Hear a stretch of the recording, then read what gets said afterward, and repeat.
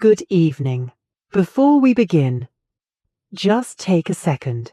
Where are you listening from tonight? Is it late where you are? Early? Is there a lamp on beside you? Or are you already in the dark?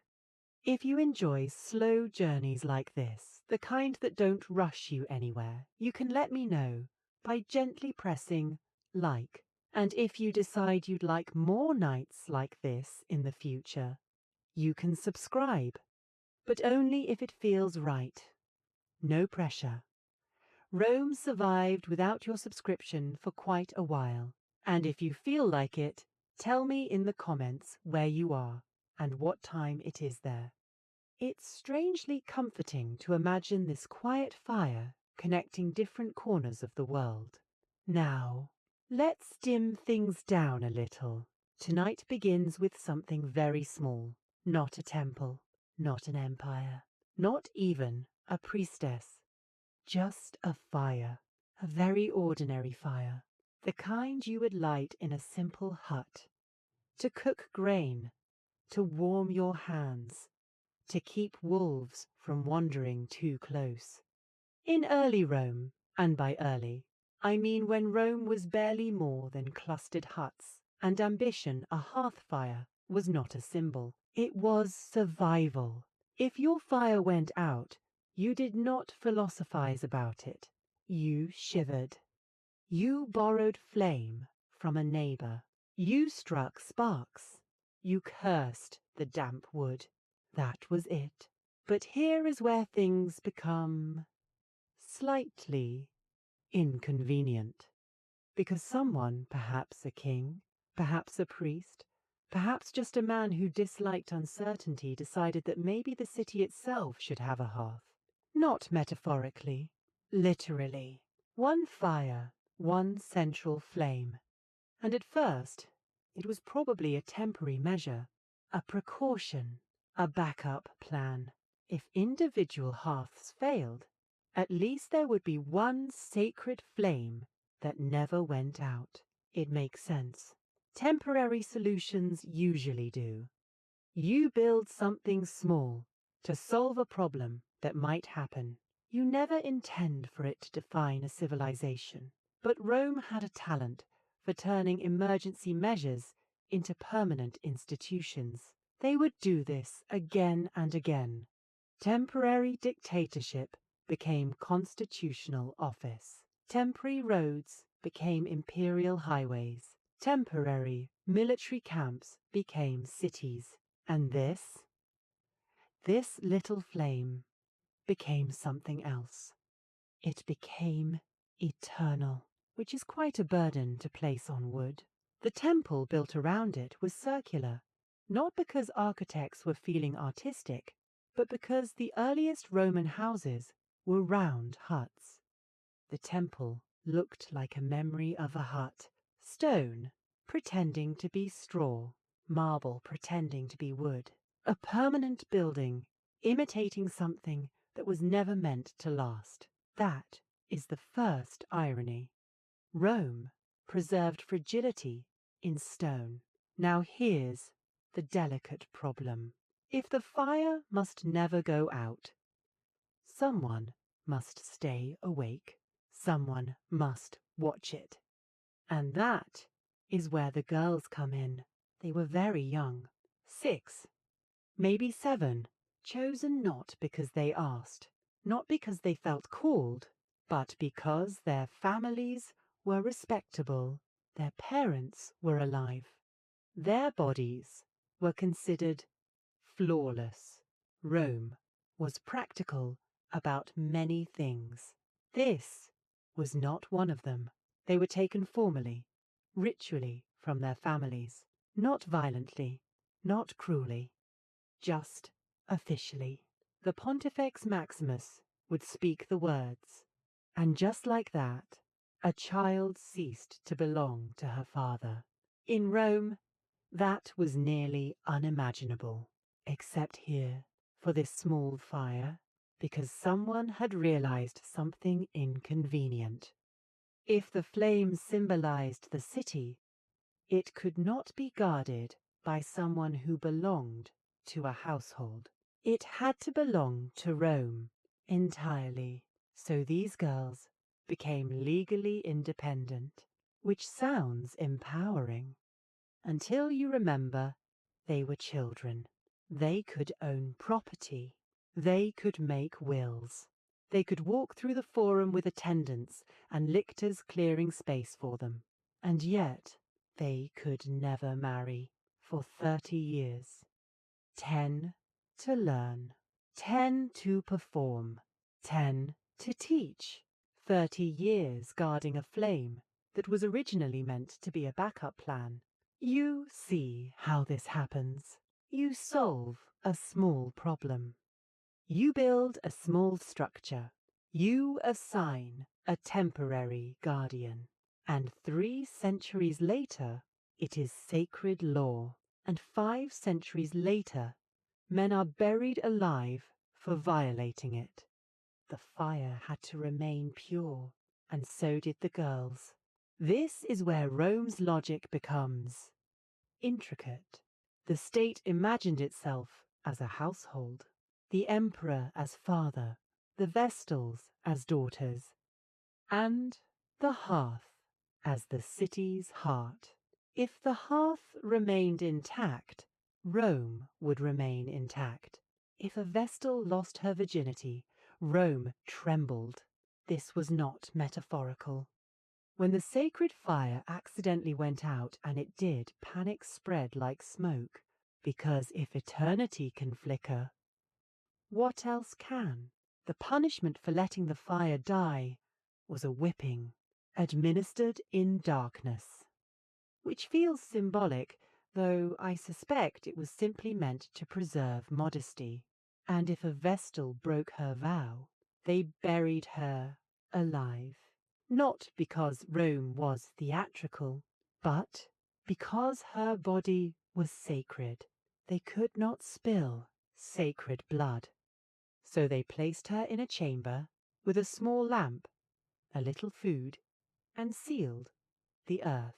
It was, in a grim way, another temporary solution. We cannot execute her, they reasoned. So we will simply not save her. You begin to see the pattern. Improvisation, layered upon improvisation. A fire, a hut, a child guardian, a legal exception, a burial workaround. And over time, none of it felt improvised anymore. It felt inevitable. The girls lived in a large house beside the temple, the Atrium Vestae. It had courtyards, pools, statues of former chief priestesses lining the walls. Imagine being 12 and walking past marble versions of women who had guarded the flame decades before you were born. All of them staring, all of them silent, all of them once children who had been told, "This is temporary, just 30 years, 30 years, a small commitment for eternity."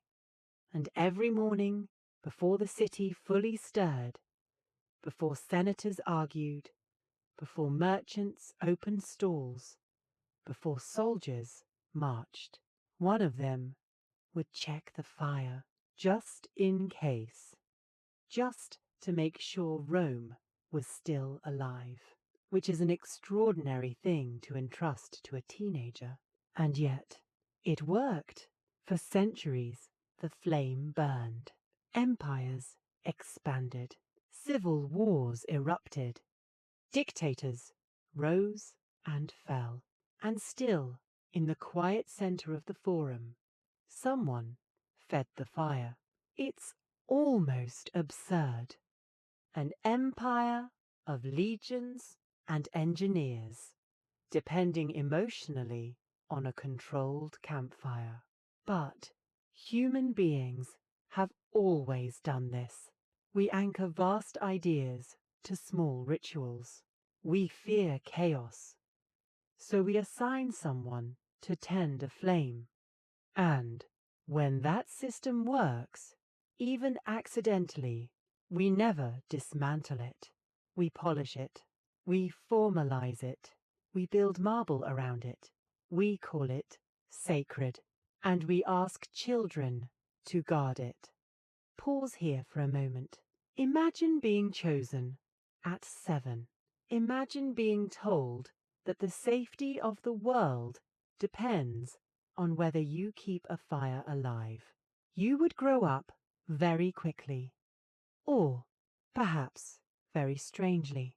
And perhaps that is what the Vestal Virgins were. Not mysterious priestesses, not tragic martyrs, just girls placed at the center of Rome's anxiety about permanence, and asked to sit very still beside a flame. If you walked into the Roman Forum in the early morning, before the senators arrived with their arguments, and before the merchants began shouting about olives, you might notice something odd. There was noise everywhere in Rome, except here, beside the small circular temple with the eternal flame, stood a large residence, not hidden, not isolated, just quietly separate. The Atrium Vestae. It was not built all at once. It grew. Like most Roman institutions, it began as something modest, a structure to house a few attendants, a practical necessity. After all, if someone must watch a fire day and night, she must sleep somewhere. Temporary housing for temporary guardians. But then the guardians did not go away, so the house expanded. Rooms were added, then courtyards, then a pool in the center, because Roman architecture cannot resist symmetry for long. Stone replaced wood, marble replaced brick, columns appeared where there had once been beams. By the imperial period, it was not a hut's annex, it was a prestigious residence. And yet, inside lived women who could not leave for 30 years without consequence. Now, this is where Rome becomes complicated. The Vestals were not cloistered like later nuns. They attended public games. They sat in places of honor at the theatre. If a condemned prisoner happened to encounter them by chance on the way to execution, they could grant him mercy. By accident. It had to be accidental.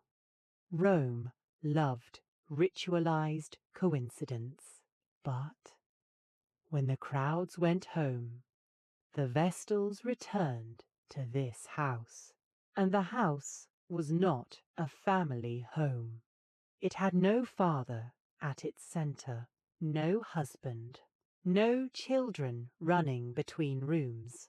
Instead, it had statues, busts of former chief Vestals lined the courtyard. Marble women gazing across the pool. Each inscription recording years of service. Each face carved in calm permanence.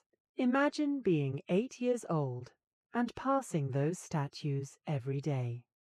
You are still missing your mother. You still remember the smell of your family's kitchen. And now you live among silent predecessors who seem to suggest this is who you must become. It's a peculiar childhood, one that is technically privileged. They had servants, they had attendants, they had better food than most Roman citizens. The state funded their clothing, white garments, sacred headbands, the suffibulum draped carefully during rituals. They were escorted through the city. People made way for them. They did not belong to fathers. They did not belong to husbands. In Roman law, this was astonishing. Women almost always existed under male guardianship, except here. To protect the sacred fire, Rome had to invent legal independence for girls. It was, perhaps, the most radical temporary solution of all. Remove them from paternal control, someone reasoned, so that they belong entirely to the state. And then that exception remained for centuries, a loophole that became a tradition, a workaround that hardened into sacred law.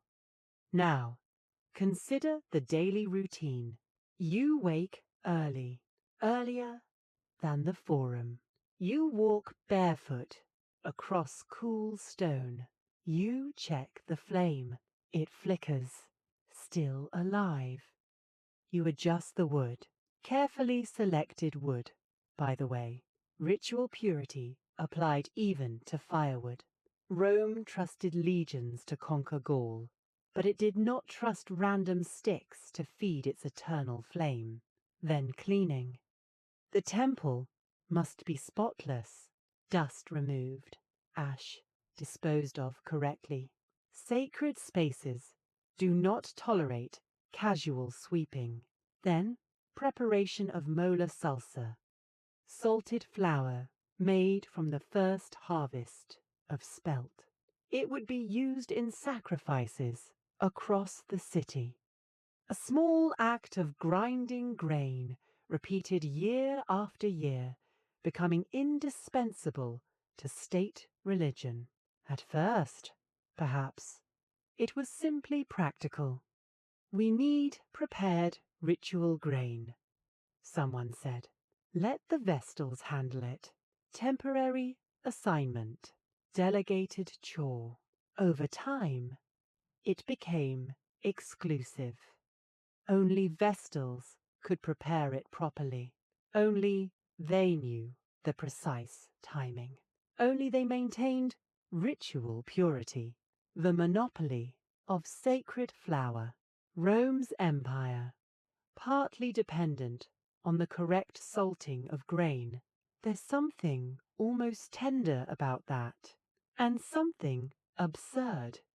Because while generals negotiated treaties and senators debated policy, a young woman in white robes carefully mixed flour and salt, ensuring divine favor through culinary precision. It was not glamorous work. Much of Vestal life was not dramatic. It was repetition, checking, cleaning, maintaining, waiting. Waiting is an underrated skill in history. Empires expand quickly. Rituals endure slowly. The Vestals specialized in slow endurance. They supervised servants. They oversaw maintenance of the residence. They kept records. They guarded wills, including, at times, the wills of powerful men who did not trust anyone else. That is another interesting development.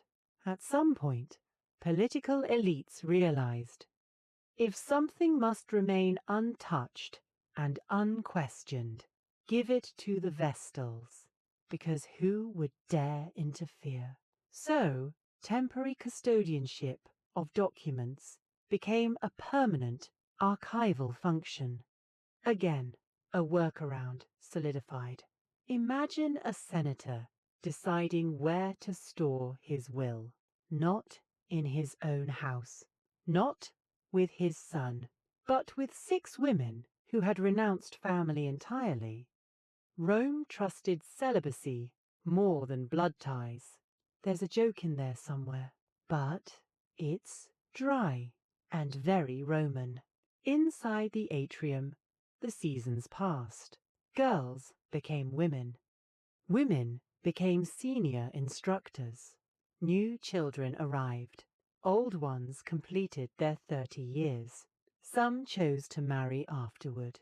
Few did.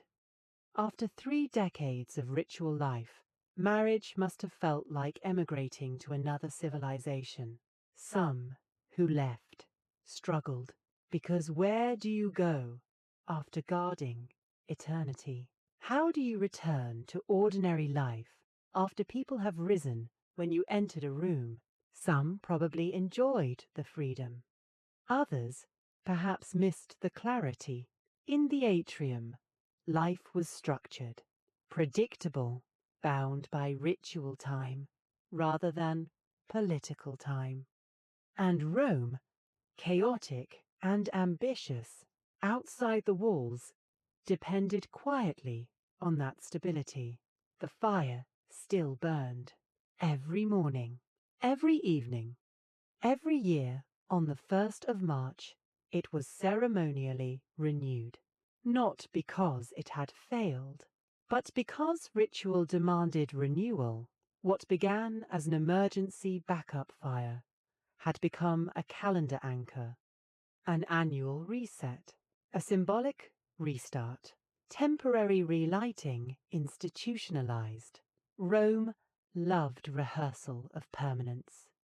And so, inside this house that was never meant to raise children, children grew up without fathers, without suitors, with statues for guidance, with flame for responsibility. It is easy to romanticize them. White robes, sacred aura, political influence. But day-to-day life likely felt repetitive, structured, confined by expectation.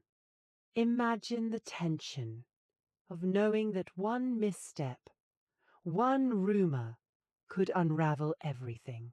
The paradox never left them, inviolable and vulnerable at the same time, privileged and precarious, independent and entirely controlled. Rome had built a system to protect a fire, and in doing so, it created a space where young women lived at the center of state anxiety, all because someone, centuries earlier, decided it might be wise to keep one flame always burning. You can almost hear the original suggestion, just until we're stable. Rome was never stable. The fire kept burning anyway. There is something fragile about eternity. We pretend it is strong. We build marble around it. We assign priests to guard it. We carve laws into stone. But eternity, in practice, depends on very ordinary things. Dry wood, steady hands, reputation, and sometimes silence. For centuries, the fire burned, which meant that most days were uneventful, and uneventful days rarely make it into history. No one recorded the mornings when the flame flickered calmly and the city woke without omen. But on the rare occasions when something went wrong, Rome noticed. Because Rome was not simply protecting a fire, Rome was protecting an idea about itself. The idea that it was chosen, favored, destined. And if the sacred flame, the very symbol of the city's life, so much as dimmed, it raised uncomfortable questions. Was Mars displeased? Was Jupiter distracted? Was Rome vulnerable? Now here is the peculiar part. The Vestal who allowed the fire to go out was punished. Not dramatically, not executed, but flogged in darkness by the Pontifex Maximus. It was said to preserve modesty. Perhaps it did, but it also meant that punishment occurred without witnesses, an odd mixture of privacy and severity. Rome did not like the idea of public humiliation for sacred figures, so it chose controlled correction, a temporary failure addressed with ritual discipline. But sometimes Rome wanted more than discipline. Sometimes Rome wanted someone to blame, especially during war, especially during famine, especially when armies were defeated. There is a pattern in the historical record. Moments of political instability often coincided with accusations against Vestals.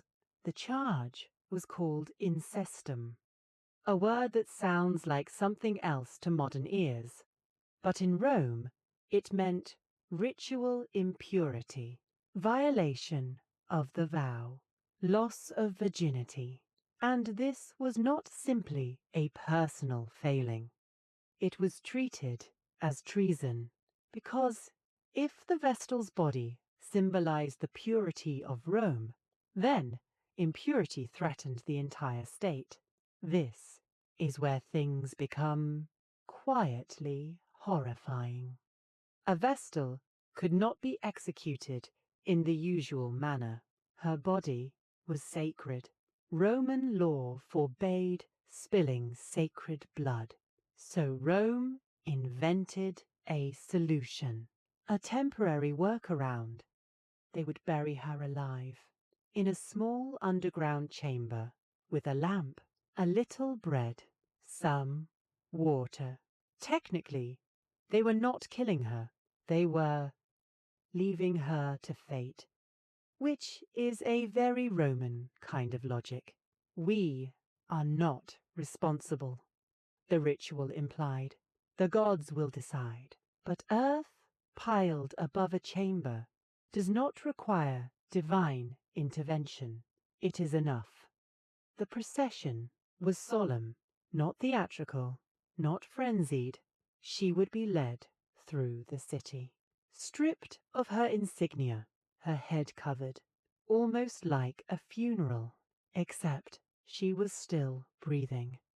And somewhere nearby, the man accused alongside her would be beaten to death, publicly, because his blood was not sacred. Notice the asymmetry. She dies, slowly, ceremonially. He dies, violently, visibly. Rome preserved hierarchy, even in scandal. Now, here is the quiet, unsettling detail. Some Vestals were later declared innocent. Some were accused during political turmoil. Some scholars suspect scapegoating. When Rome lost battles during the Punic Wars, Vestals were accused. When civil wars destabilized the Republic, Vestals were accused. It is a familiar human reflex. If the system trembles, blame the symbol. And the Vestals were powerful symbols. The irony is heavy. They were chosen as children, given legal independence rare for women, escorted with honor, seated in privileged positions at games, trusted with wills and treaties, and yet their bodies remained state property. If Rome panicked, their lives were currency. There are stories, quiet ones, of Vestals defending their innocence. One, Tuccia, was said to have carried water in a sieve to prove purity. Another, Claudia, pulled a ship free from mud to demonstrate divine favor. Miracles appear when legal systems feel uncertain. It is easier to believe in a divine sign than to admit political paranoia, and paranoia is easier to justify when eternity feels threatened. Think again about the fire, just wood and flame. But when that flame flickered, Rome did not say, "We need better ventilation." It said, "Something is morally wrong." That leap from practical malfunction to moral catastrophe is ancient and very human. The burial chamber was called the Campus Celeratus, the field of wickedness, as if naming the place could contain the fear, as if burying one woman could stabilize an empire. Temporary appeasement, permanent trauma. And yet, The system endured. After each execution, new girls were selected. The fire continued. The house remained. The statues accumulated. One generation replaced another, and each child walking past the courtyard busts would know, perhaps dimly, that those marble faces did not tell the whole story, because some names were removed. Some statues never carved. Absence is also part of architecture. It's strange, isn't it? An institution designed to protect stability, creating such fragile lives. A system meant to guarantee eternity, relying on the reputations of teenagers. And Rome never reconsidered it. It refined it. It codified procedures. It clarified punishments. It added ritual layers. When something feels essential, we rarely dismantle it. We adjust around it, even if it hurts, even if it buries someone alive. And still, every morning after such events, someone checked the fire carefully, quietly, perhaps with trembling hands, ensuring that Rome, for another day, would believe itself intact. There is something almost rebellious about a loophole, especially in Rome. Rome liked order. Rome liked hierarchy. Rome liked knowing exactly who belonged to whom. A daughter belonged to her father. A wife belonged to her husband. A slave belonged to everyone. Ownership was clarity. Except here.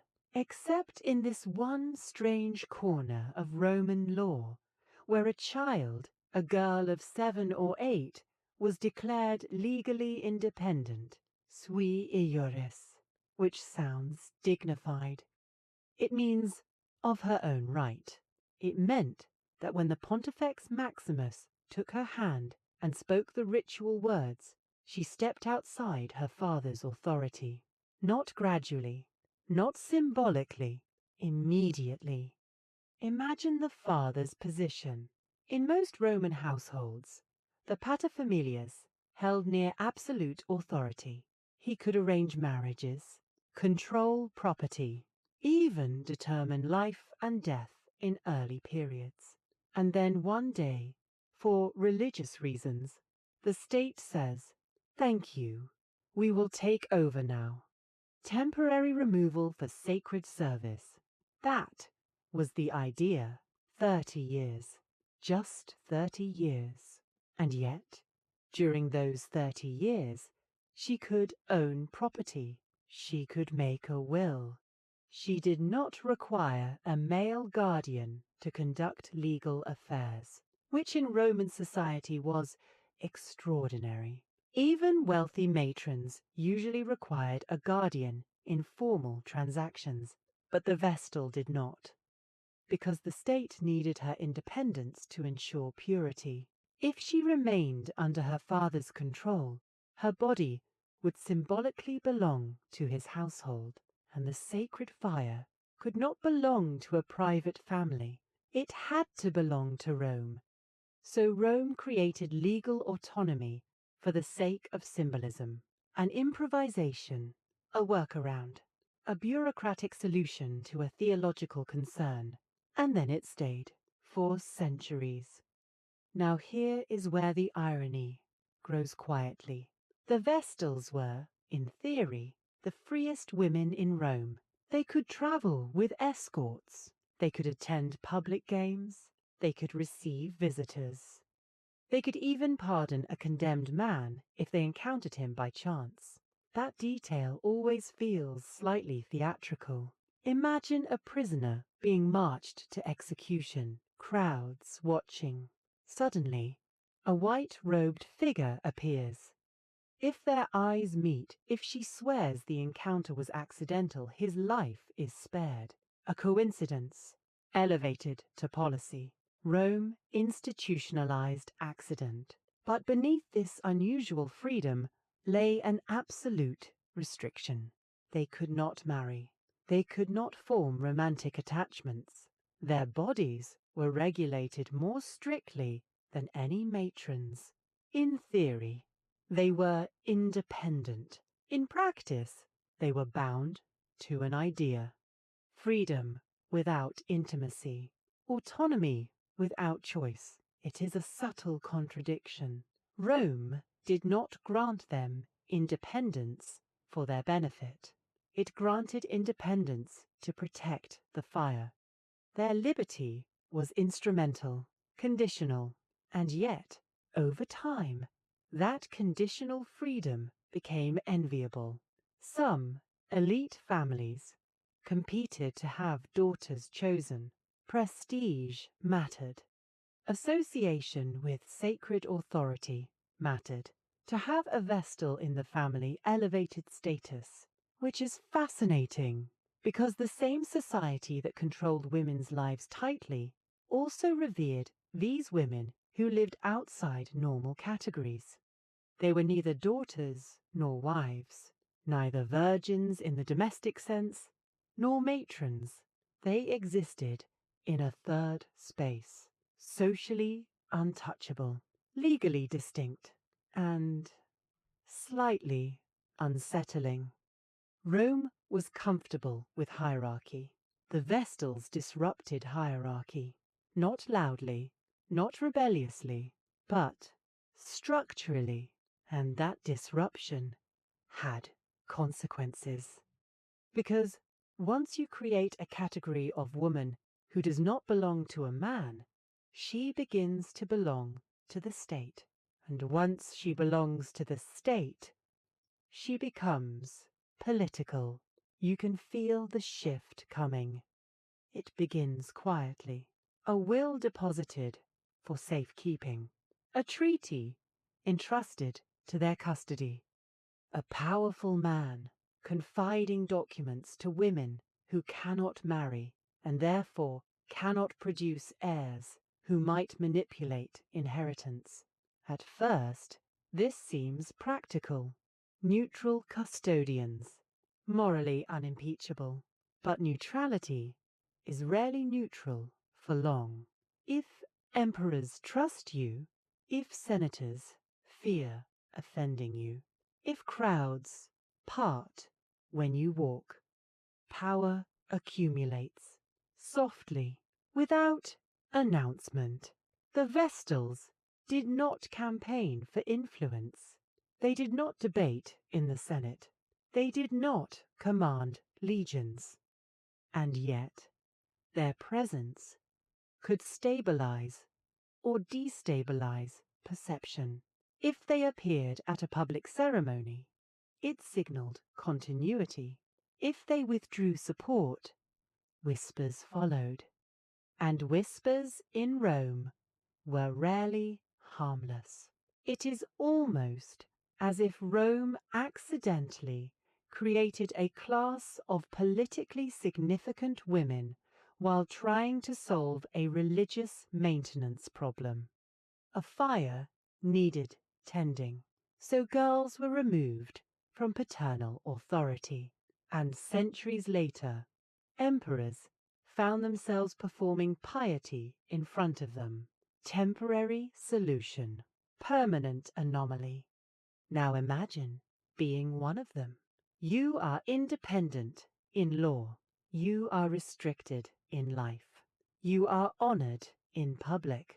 You are scrutinized in private. You are powerful without agency. It is a very Roman paradox, and paradoxes do not remain static.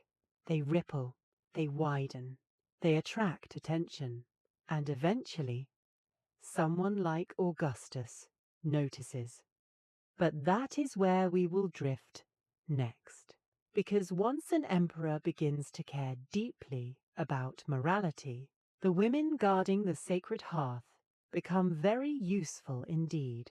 There is a moment in every fragile system when someone powerful realizes it can be useful. Not useful in a dramatic way, not in the way legions are useful, but symbolically, emotionally. visually, and Augustus understood symbols.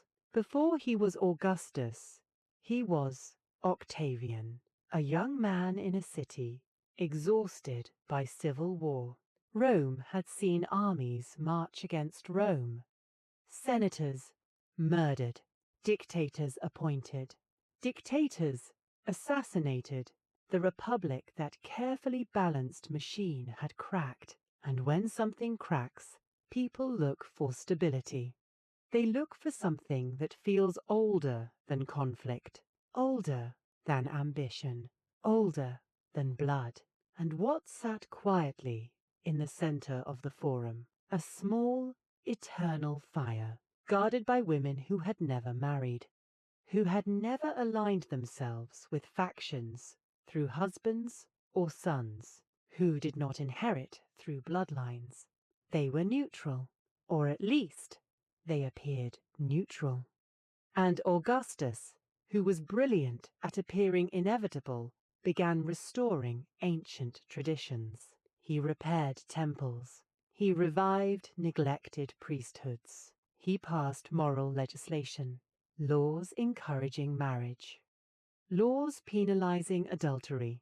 Public virtue became a political strategy. Now consider the contrast. The emperor encouraging fertility and family structure across Rome, and beside him 6 women who would never marry, who embodied chastity as public office.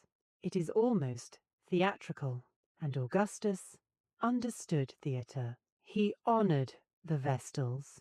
He reinforced their privileges. He associated his regime with religious continuity.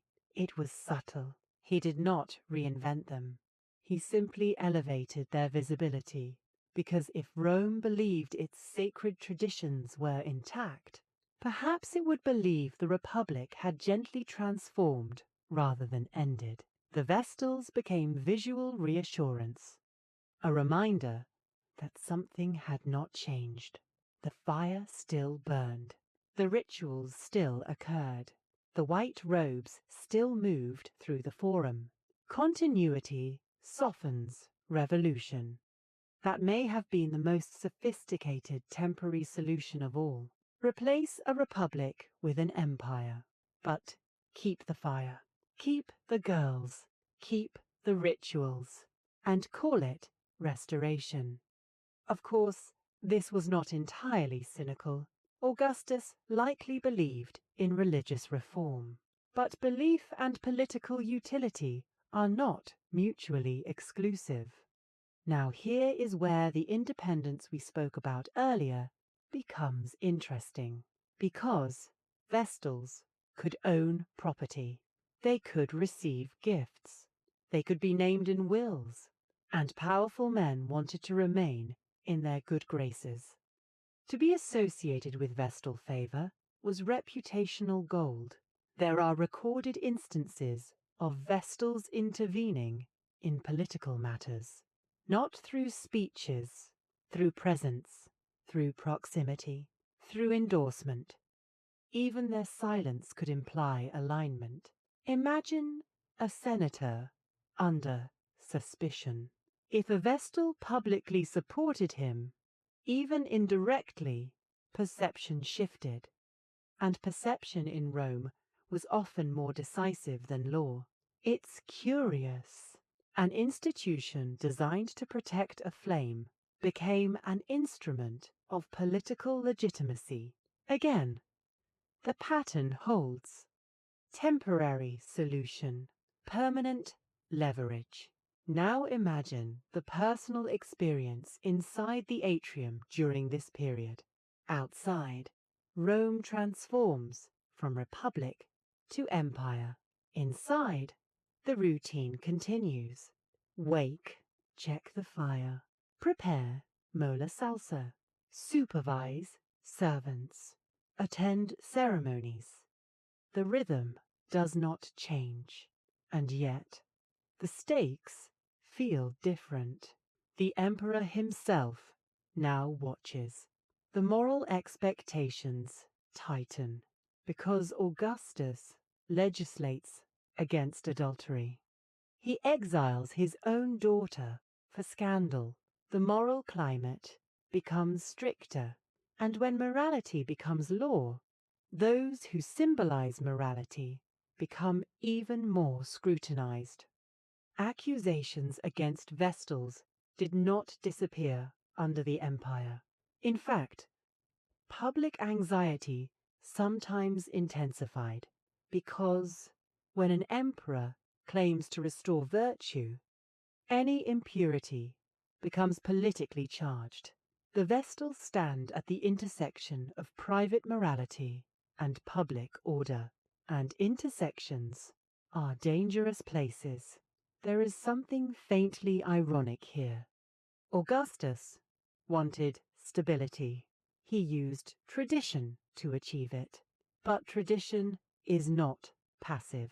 It accumulates meaning. The Vestals were no longer merely guardians of fire.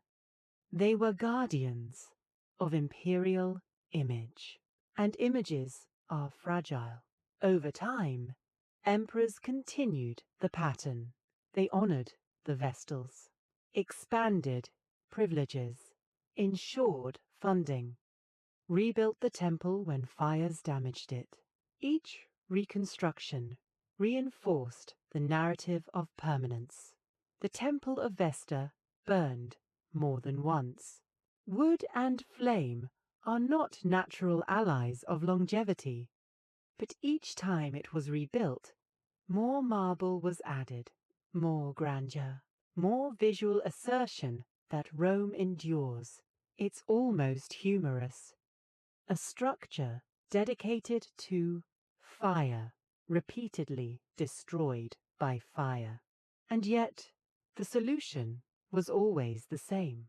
Rebuild, stronger, more permanent, which mirrors the empire itself. Crisis, reconstruction, assertion of eternity. The Vestals stood through all of it, through dynastic changes, through assassinations, through economic strain, their institution older than most emperors. And that longevity created an illusion. An illusion that some things are untouchable, but nothing political remains untouchable forever, especially not in Rome. Because just as Augustus once realized the usefulness of sacred continuity, later emperors would realize something else. That continuity could be redefined. And when Christianity began reshaping imperial identity, the same institution that once symbolized Rome's eternity would feel increasingly temporary. But we are not there yet. Not quite, because before something collapses, it often appears most stable. And for a while, the fire still burned brightly, guarded by women who were legally independent, politically significant, and entirely bound to a system that did not imagine its own end. For centuries, no one in Rome imagined a world without the fire, even when armies invaded, even when emperors were assassinated, even when plagues thinned the streets. The flame continued. It was the quiet reassurance that Rome, somehow, was still Rome. But change rarely arrives by extinguishing a flame outright. It begins by questioning what the flame means. By the 3rd and 4th centuries, something subtle was shifting.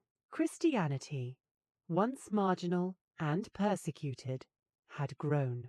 At first, it was tolerated, then legalized, then favored, and eventually imperial. The language of eternity changed. The center of sacred authority moved. Gradually, without a dramatic announcement in the forum, Christianity did not begin by attacking the Vestals. It began by redefining holiness. In the Christian imagination, virginity still held power, but it belonged to a different story. Not to the hearth of the Roman state, but to saints, martyrs, the Virgin Mary. The symbolic weight migrated, which is fascinating, because Rome had long equated female chastity with civic stability. Now chastity was detached from the state and attached to the church. Same virtue, different framework. The Vestals must have felt the shift. Public ceremonies slightly altered. Imperial attention slightly redirected. Funding perhaps still intact. But enthusiasm cooling. Rituals continue. The fire still burns. But fewer citizens interpret it as the center of meaning. It becomes heritage rather than heartbeat. There is a particular sadness in institutions that outlive belief. The motions continue. The gestures are performed. The wood is placed carefully.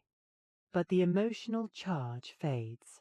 And once something sacred becomes symbolic rather than necessary, it becomes vulnerable. The emperors who embraced Christianity did not immediately dismantle every pagan institution. Rome moved cautiously. Traditions were deep. The Vestals had prestige. Their house stood in the Forum like a memory carved in stone. But pressure mounted. Pagan temples lost funding. Sacrifices were restricted. Public rituals curtailed. The Vestals, once essential to Rome's identity, began to look archaic, an old solution in a new world. And this is where the irony completes itself. An institution born as a temporary safeguard for a fragile city, that became permanent, marble, untouchable, now felt unnecessary.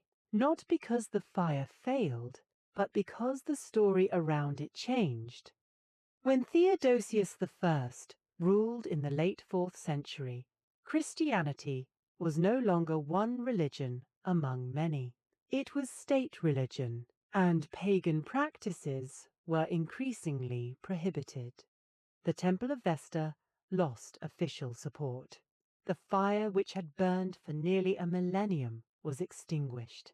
Not dramatically, not ceremonially. It simply stopped being maintained. No burial, no punishment, no public spectacle, just absence, which may be the most unsettling ending of all. For centuries, Rome had panicked at the thought of the flame going out accidentally. Now, it allowed it to fade deliberately, and nothing collapsed. No thunderbolt struck the Forum. No legion dissolved overnight. The empire continued at least for a while, which quietly undermined the old logic. Perhaps the fire had not been holding the world together after all, or perhaps it had, and Rome simply redefined what Rome meant. The atrium Vestae emptied. No new girls were selected. No statues added. The courtyard pool reflected only sky. It's worth imagining that final evening. A Vestal, perhaps older, perhaps having served most of her 30 years placing wood into the flame one last time, not knowing it would not be relit ceremonially in March, not knowing the rhythm that structured her entire life was ending. Or perhaps she did know. Perhaps she sensed that eternity had been demoted, because that is what happened. Eternity became optional, and when eternity becomes optional, institutions built to protect it lose their function. There is something strangely modern about that. Temporary solutions that become permanent. Permanent systems that feel eternal. And then, quietly, they are discontinued, not because they failed, but because the narrative shifted. The Vestals had once stood at the center of Rome's anxiety about survival. Now Rome had different anxieties. The fire did not defend borders. It did not settle theological debates. It did not define salvation. And so the logic unraveled. The small workaround, let's keep one flame burning just in case, finally returned to what it had always been, a flame which requires wood and someone willing to tend it. And when no one is willing any more, it ends. But notice something. For nearly 1,000 years, it worked. An empire believed in a fire, and that belief shaped law, architecture, gender roles, punishment, political legitimacy, all from a hearth. The irony lingers. Rome feared the accidental extinguishing of a flame, yet its most enduring institutions changed not through accident, but through reinterpretation. The Vestals were not overthrown. They were absorbed into irrelevance, which may be a gentler form of burial. No chamber, no bread, no lamp, just silence. And somewhere in the forum, where marble columns still stand, the circular foundation of the Temple of Vesta remains, stone remembering fire, but no one checking it at dawn. It is easy to imagine Rome as confident, marble columns, victorious generals, triumphal arches. But confidence is often a surface. Underneath it, anxiety. And nothing reveals anxiety more clearly than what a civilization chooses to ritualize. Rome ritualized fire, which suggests Rome feared cold. Not physical cold, cosmic cold, disorder, extinction.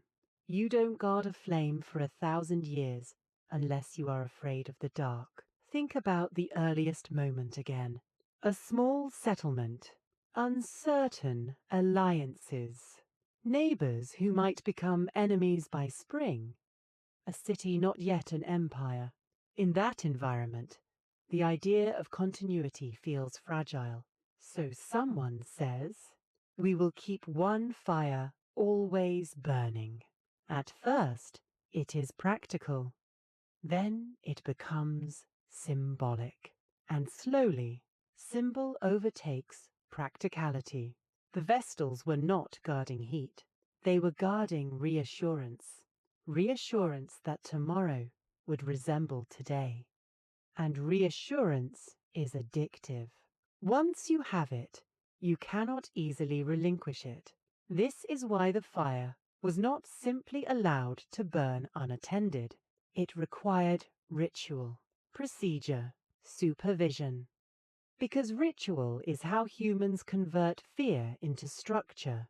The Vestals lived inside that structure. Every action codified, every movement measured. Even their hairstyle had rules. The Crine's 6 braids, arranged in a specific way. Not decorative, prescriptive, a body arranged to reflect order. Because Rome believed that internal order in the Vestal body mirrored external order in the state. If she remained intact, Rome remained intact, which is an extraordinary burden to place on a human being. And yet, we still do this. We anchor stability to individuals, to symbols, to leaders, to rituals. And when those symbols falter, we panic. There is an edge case recorded in Roman history. During times of military crisis, accusations against Vestals spiked. It is almost statistical. Defeat in battle, crop failure, economic strain, and suddenly whispers begin. Perhaps the gods are displeased. Perhaps impurity has entered the hearth.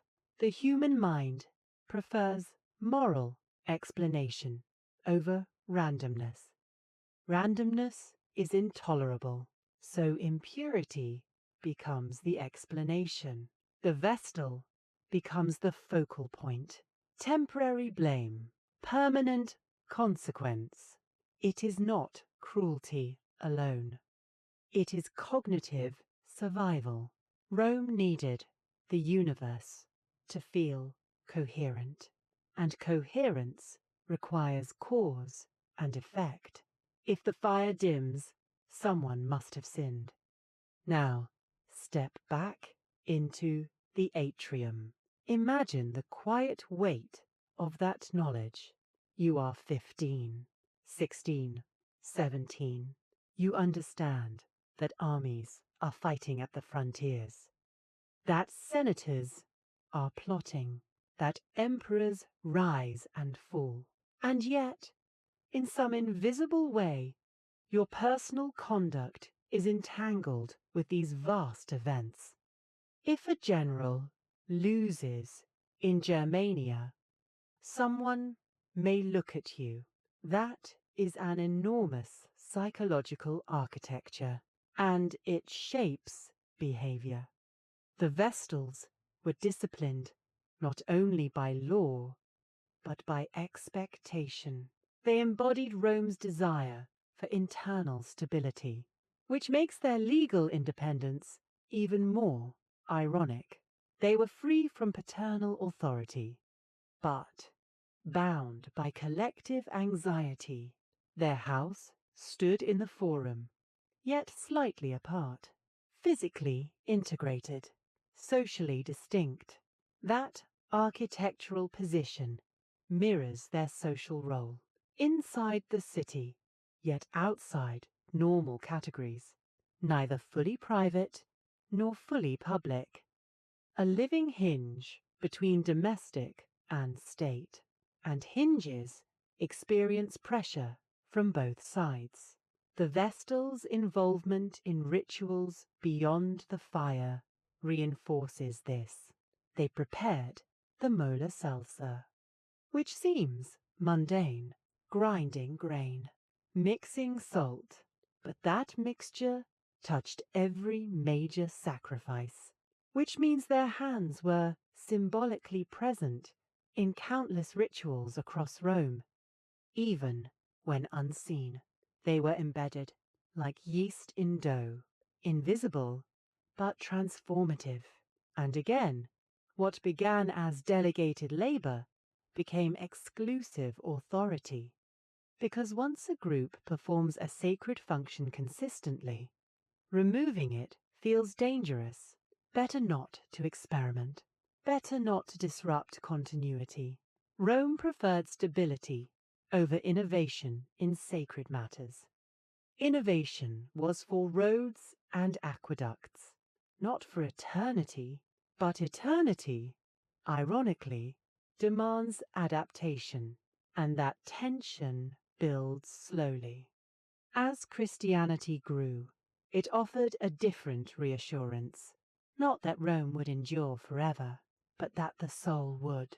The locus of fear shifted from civic survival to spiritual salvation. The Vestal's fire addressed the former. Christian ritual addressed the latter. And slowly, imperceptibly, attention migrated. But even before the final extinguishing, there must have been a period of ambiguity. Citizens attending both Christian gatherings and traditional festivals, emperors balancing old titles with new convictions, Vestals continuing their routine in a city whose theological center of gravity was drifting. It is almost tender to imagine a Vestal lighting wood in the temple at dawn, while nearby, in a modest building, Christians gathered before sunrise for prayer. Two systems of reassurance operating side by side, neither fully dominant yet, both claiming eternity. That coexistence must have felt surreal, because for centuries the Vestal's fire had no rival, and now eternity had competition, which is perhaps the deepest irony.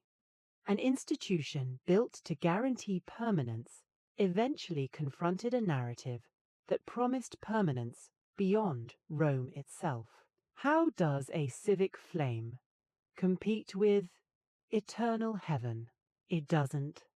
It slowly becomes historical, and history, unlike eternity, can be archived, displayed, admired, but not feared. The Vestals once inspired fear, sacred fear. By late antiquity, they inspired nostalgia, and nostalgia rarely sustains funding. Still, for so many centuries, the system functioned. A small solution expanded into a pillar of identity. Girls transformed into symbols. Symbols transformed into leverage. Leverage transformed into legitimacy. And legitimacy transformed into heritage. It's almost cyclical. Fire, law, power, faith, silence. And yet, in every cycle, the core remains the same. A human need to believe something steady exists at the center of chaos. Rome chose a flame.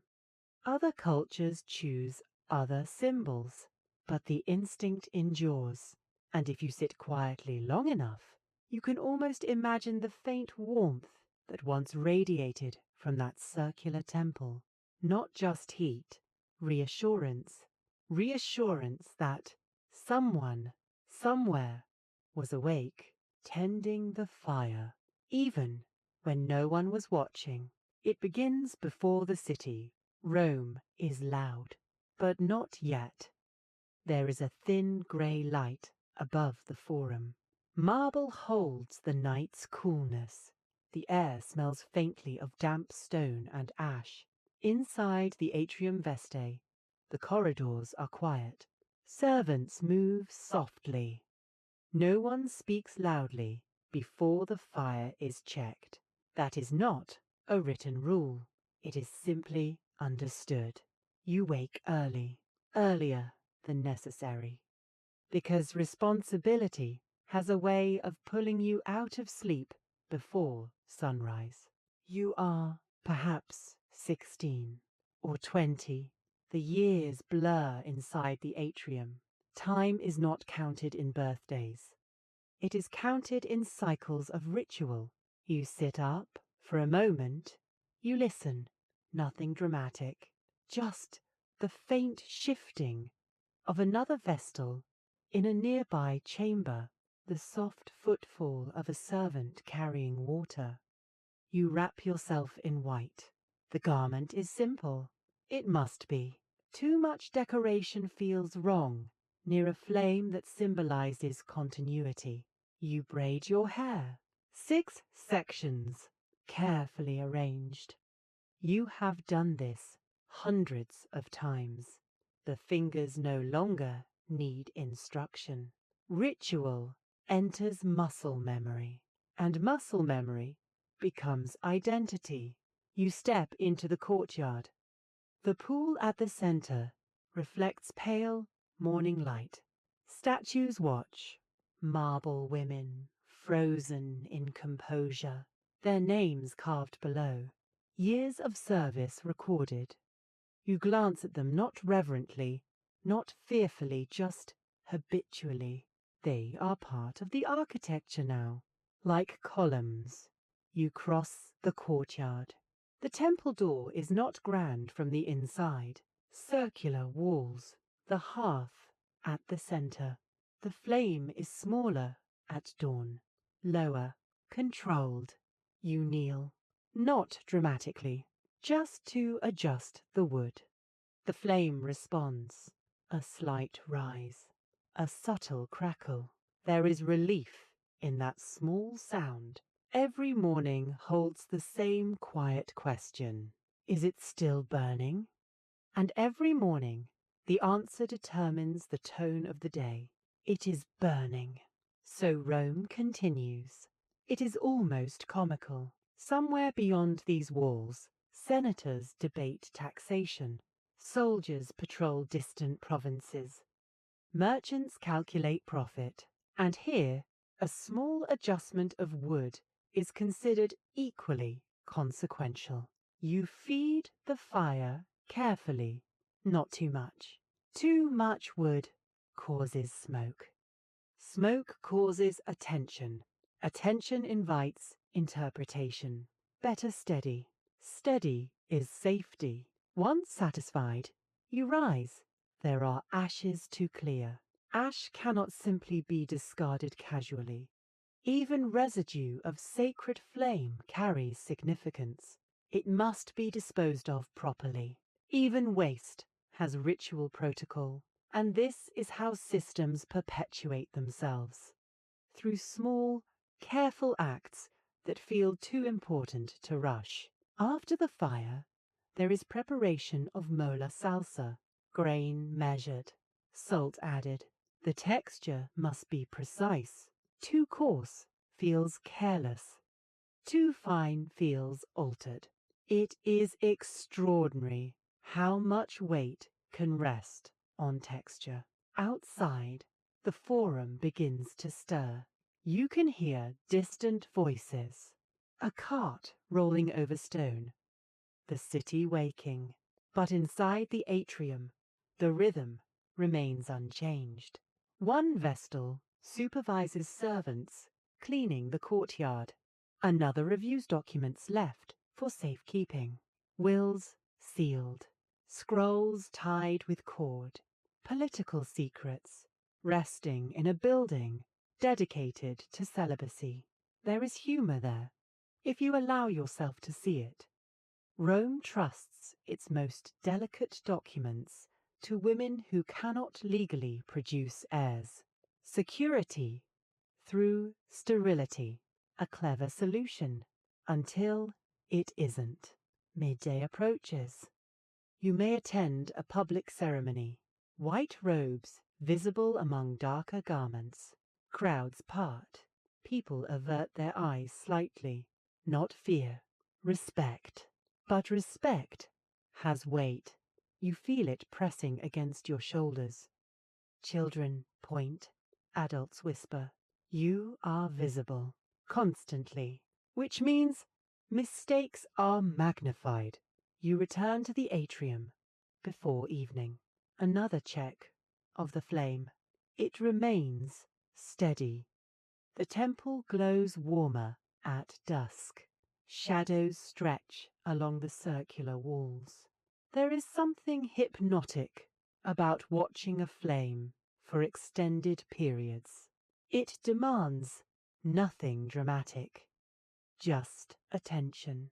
And attention, prolonged, changes the mind. It narrows thought, simplifies priorities. You begin to understand why repetition is stabilizing. Repetition reduces chaos. Rome may tremble beyond these walls, but the flame behaves predictably if treated correctly, which creates an illusion that control is possible. As night falls, silence returns. The city quiets again. One Vestal remains closest to the temple, not because she must stand guard like a soldier, but because proximity reassures. You lie down, eventually. White garments folded neatly, hair loosened. The stone floor retains the day's warmth. You think briefly about the family you left years ago. Your father's voice, your mother's kitchen. Those memories feel distant, not erased, just archived. like the wills stored in the adjacent chamber, temporary separation that became permanent. And tomorrow will look exactly like today, which is the point. The Vestals were not meant to experience dramatic lives. They were meant to create the absence of drama. And absence, maintained daily, becomes stability until one day it doesn't. But tonight, the flame burns and Rome sleeps, confident that somewhere in the forum, someone has already woken early and will wake early again. It begins the same way. Dawn, cool stone, a steady flame. You kneel. You adjust the wood. You breathe. Nothing looks different. And that is what makes the whisper unsettling. It arrives not with shouting, not with soldiers, not with accusation carved into a tablet. It arrives as a tone, a slight hesitation in a servant's voice, a pause before she speaks. You notice it, because you are trained to notice small deviations. The flame flickers differently when the air shifts. Voices shift too.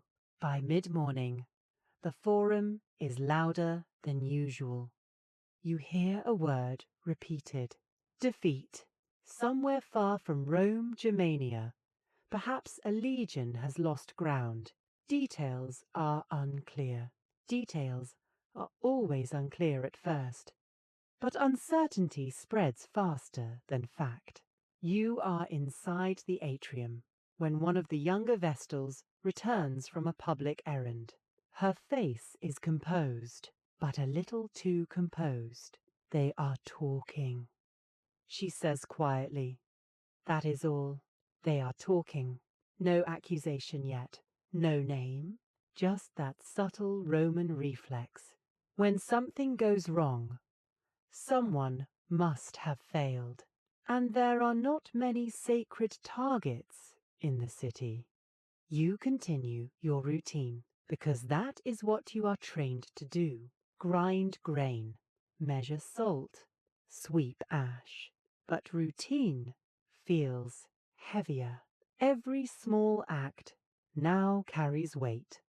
When you feed the flame at midday, you are aware of being observed, not directly, but conceptually, as if the entire city has turned its peripheral vision toward the temple. It is a strange sensation. To be responsible for something invisible, you wonder briefly if the fire seems lower today. It does not, but doubt is persuasive. You add wood slightly earlier than usual, just in case, just to be safe. There is humor here, if you look carefully. Somewhere in a forest beyond the Rhine, soldiers miscalculated terrain, and in the forum, a woman in white adjusts a log by half an inch. Rome's anxiety compresses distance. Now the whisper sharpens. By afternoon, a name circulates. Not yours, another Vestal's. It is said she was seen speaking privately with a senator weeks ago. Seen laughing. Seen too relaxed. It is astonishing how quickly observation becomes suspicion. The accused Vestal remains calm. She continues her tasks. She checks the flame. She attends to documents. But the air changes. Servants glance differently. Voices lower when she enters a room. Nothing official has occurred. Yet the architecture feels tighter. The statues in the courtyard seem to watch more intently. You pass one of them, a former chief Vestal, whose inscription records decades of flawless service. You wonder if she ever stood where you are standing, listening to whispers, pretending not to hear them. Evening approaches. The flame burns steadily, which should reassure you. But now you understand something uncomfortable. The flame's steadiness does not prevent suspicion, because suspicion is not about fire. It is about fear. Rome fears defeat. Rome fears disorder. And fear seeks a narrative. You sit longer than usual beside the hearth, watching the flames pattern. It crackles softly, unaware of rumor, unaware of politics. It burns because wood burns. Simple cause and effect. But outside, cause and effect are more complicated. You lie awake that night. The accused Vestal sleeps in the next chamber, or tries to. You imagine the worst. A formal investigation, interrogation by the Pontifex Maximus, the slow procession toward the Campus Celeratus. And yet, nothing has happened. Not yet. That is the cruelty of whisper. It creates punishment before trial. Morning comes. The fire still burns. And you understand that stability is not about absence of crisis. It is about continuing despite it. The whisper may fade, or it may grow, but the flame requires attention either way, and so you rise again, because Rome's anxiety does not excuse neglect. There are only a few days in the year when the doors open wider. Most of the time, the Temple of Vesta belongs to rhythm, to routine, to repetition. But during Vestalia in early June, the boundary softens, and Rome enters. Not fully, not irreverently, but enough to change the air. The morning begins earlier than usual, not because the fire is different, but because the city is. You wake before dawn, and already there are footsteps beyond the atrium walls. Women, mostly women, matroni with bare feet, because tradition requires it. They remove their sandals before approaching, an odd inversion in a city obsessed with status. Patrician women, accustomed to escort and display, now walking humbly, barefoot, on warm stone.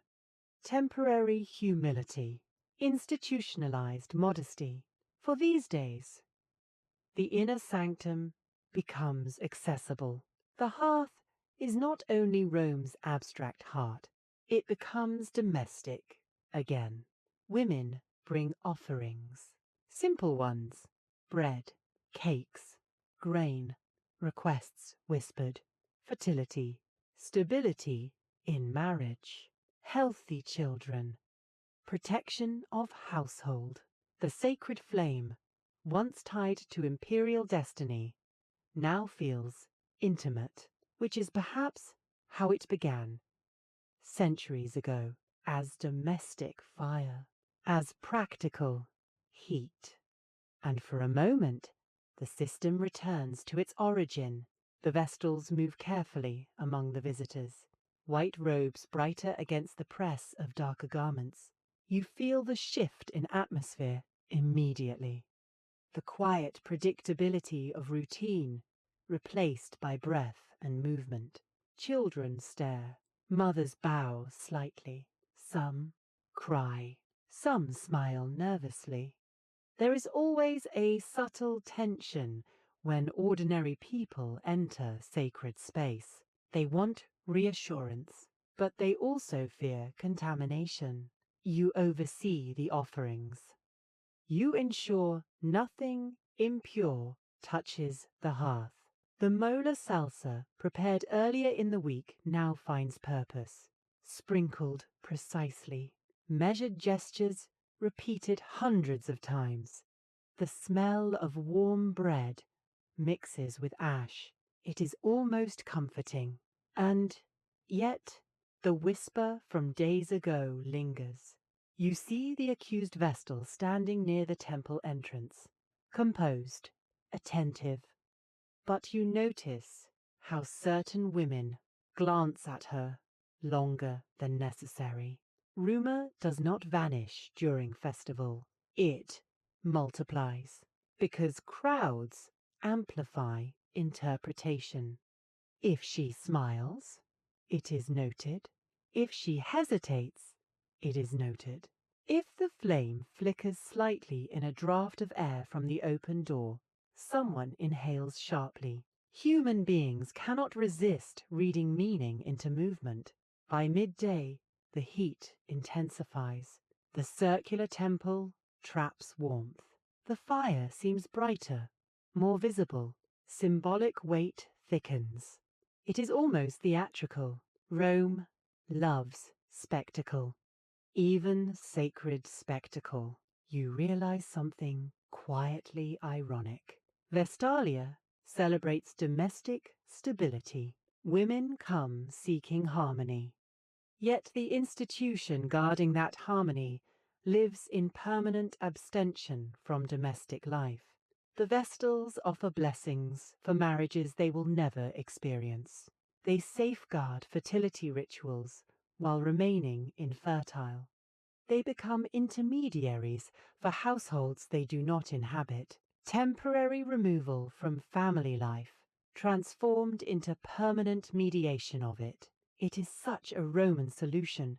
To preserve the home, remove certain women from homes entirely. By late afternoon, the crowd thins. Offerings collected, prayers concluded. The temple doors narrow again. Silence begins to return. But silence after noise feels different than silence at dawn. It hums. You step back into the atrium courtyard. The pool reflects the late sun. You sit briefly on the edge of the stone basin. Your feet ache, not from ritual, from standing, from carrying expectation. Inside, the fire continues. It looks unchanged, which feels almost absurd after such intensity. 1,000 prayers whispered, 100 offerings placed, and the flame behaves as it always does. Wood burns, ash settles. The accused Vestal joins you quietly. Neither of you mention the rumor. Festivals have a way of suspending formal judgment. No one wishes to taint Vestalia with scandal.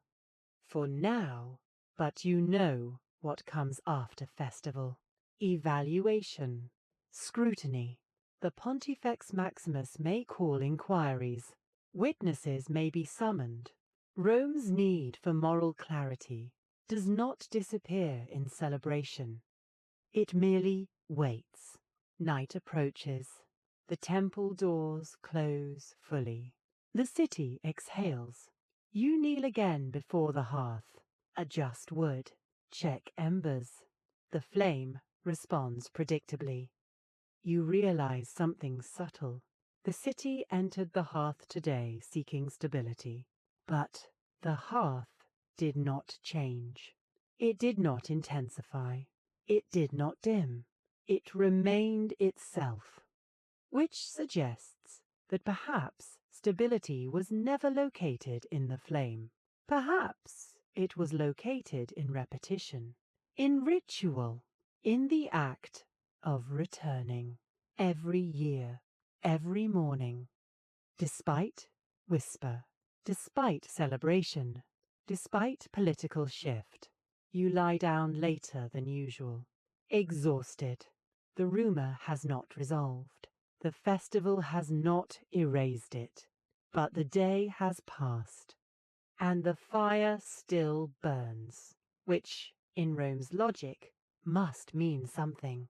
Even if no one can quite articulate what, whispers are one thing, formal words are another. A whisper drifts. A formal summons lands. It happens on an ordinary morning, which feels appropriate. Nothing dramatic in the sky.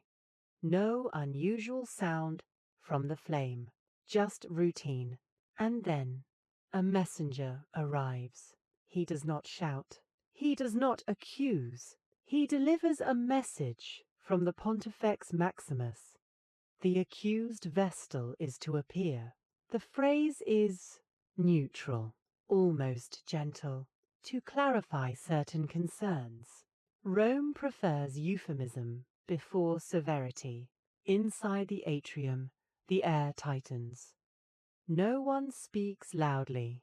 No one offers comfort directly, because comfort might imply assumption, and assumption, in Rome, is dangerous. The accused Vestal dresses carefully. White robes arranged precisely, hair braided as required. If she trembles, she hides it. You watch her cross the courtyard, past the statues, past the pool. You notice something absurdly small. A bird perched on the edge of the basin, unaware.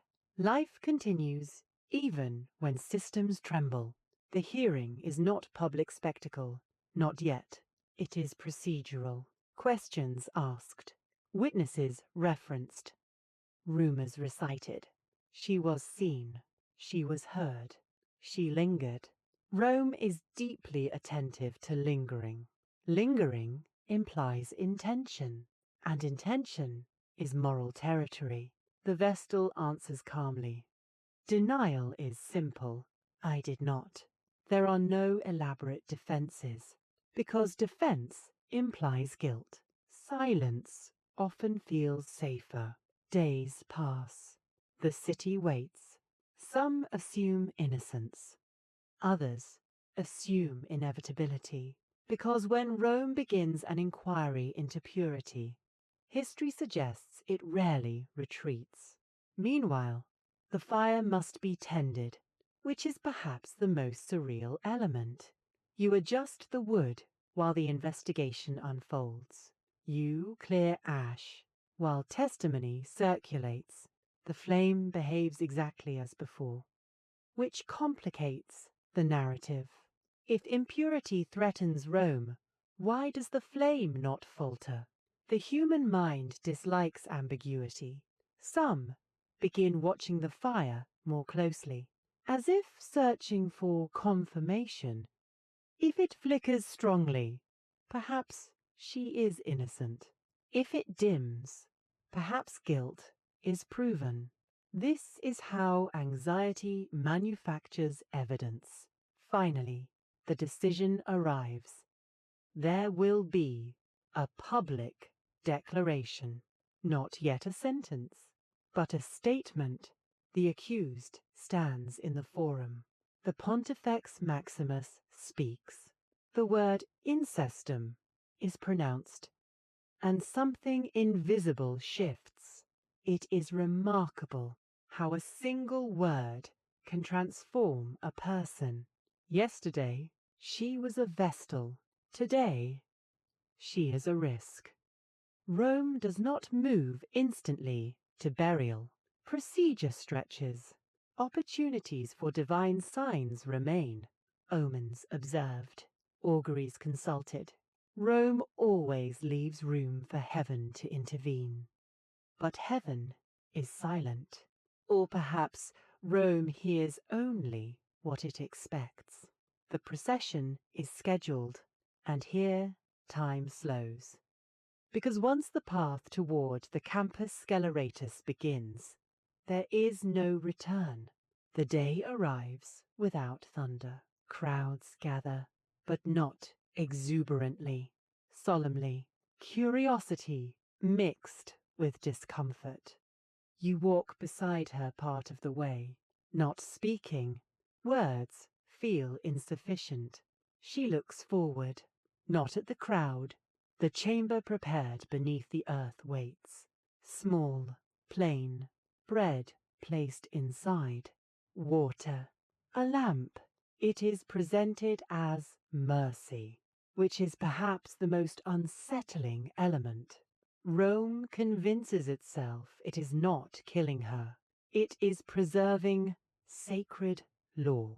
She descends, not dramatically, carefully, the ladder removed, earth moved, stone placed, and then silence. No spectacle, no lingering. The crowd disperses quickly, because witnessing this unsettles even those who believe in it. That evening, you return to the temple. You kneel. You adjust the wood. Your hands feel heavier, but the flame rises the same way it always has. And that sameness is almost unbearable. If her death was necessary for Rome's stability, the flame should blaze brighter. If it was unjust, the flame should dim in protest. It does neither. It burns, indifferent, and that indifference introduces a quiet fracture, not in law, not in ritual, but in certainty. You understand something you did not before. The fire does not confirm guilt. The fire does not validate punishment. It simply consumes wood, which means the meaning surrounding it is entirely human, constructed, maintained, protected, sometimes at great cost. Night falls. One fewer Vestal in the atrium, one statue that will never be carved, and tomorrow a new girl will be selected eventually. The system continues. Temporary blame, permanent scar. Before she becomes a statue in a courtyard, before her name is spoken in a hearing, before white robes and braided hair and ritual silence, she is 6, maybe 7, old enough to speak clearly, young enough to believe that adults explain things honestly. It is an ordinary day. Her mother is arranging something near the hearth. Not Rome's hearth, just a domestic one. Grain is being prepared. The smell of bread fills the room. Her father speaks with a visitor. The visitor's tone is respectful, measured. There is pride in the air, and something else. Nervous pride. The child senses it, but cannot name it. She has heard of the Vestals. Every Roman child has. White robes, sacred flame, important women who walk through the forum and people step aside. She has seen them once, from a distance. They seemed tall, untouchable. Not like her. Now she is being dressed carefully, her hair brushed more slowly than usual. Her mother's hands tremble just slightly, not from fear, from significance, because this is an honor. That is what everyone says. An honor. Rome has chosen her. Chosen. It sounds flattering. It feels large. The Pontifex Maximus arrives with attendants. Formal words are spoken. Her father nods. Her mother's eyes glisten. The ritual phrase is pronounced. I take you. And with that sentence, something invisible shifts. Legally, she no longer belongs to her father. At 6. It happens that quickly. Temporary service, they say. 30 years, which to a child feels abstract. 30 years might as well be eternity. She does not yet understand that eternity is precisely what she is being attached to. The walk to the Atrium Vestae feels ceremonial. People notice. Neighbors whisper.